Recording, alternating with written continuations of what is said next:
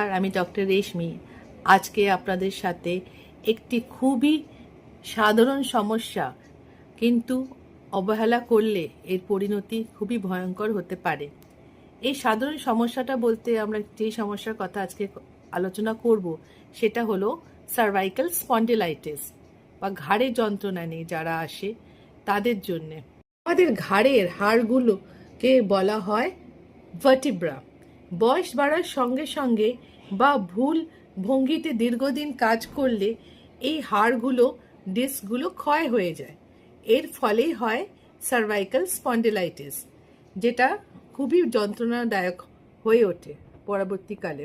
এর সাধারণ লক্ষণগুলি হলো ঘাড়ে ব্যথা বা শক্ত হয়ে যাওয়া, ঘাড় ঘোরাতে অসুবিধা হওয়া, ব্যথা হয় কাঁধে, হাত বা আঙ্গুলের দিকে ব্যথাটা ছড়িয়ে যেতে পারে, হাত ঝিনঝিন করতে পারে বা দুর্বল লাগতে পারে, অনেক সময় মাথা ব্যথা হয় বা মাথা ঘোরাতেও পারে। এমনও কারো বমিও খুব হতে পারে এই ঘাড়ে ব্যথার জন্যে। এই সমস্যাগুলির প্রধান কারণগুলি কি? এগুলো হলো দীর্ঘদিন মোবাইল বা কম্পিউটার ব্যবহার করা, ভুল ভঙ্গিতে বসা বা ঘুমানো, বালিশ খুব উঁচু বা খুব নিচু হওয়া, শারীরিক পরিশ্রমের অভাব। এইটা বয়সজনিত পরিবর্তনও হতে পারে। ভালো খবর হলো সঠিকভাবে যত্ন নিলে বেশিরভাগ ক্ষেত্রে এই সমস্যার নিয়ন্ত্রণ করা যায়। চিকিৎসা কি বা প্রতিরোধের জন্য আমরা কি করতে পারি?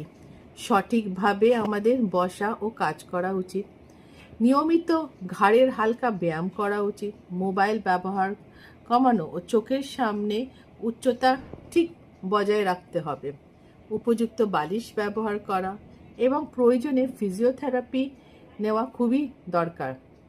মনে রাখবেন, ঘাড়ের ব্যথাকে অবহেলা করলে চলবে না। এই সমস্যা দিন দিন কিন্তু বেড়েই যাবে।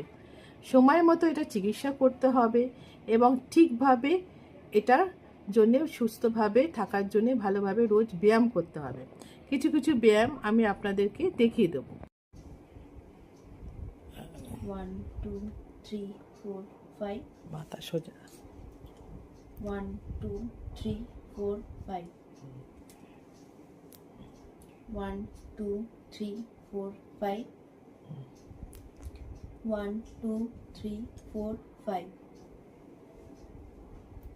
1 2 3 4 5 পিছনে 1 2 3 4 5 1 2 3 4 5 আরেকটু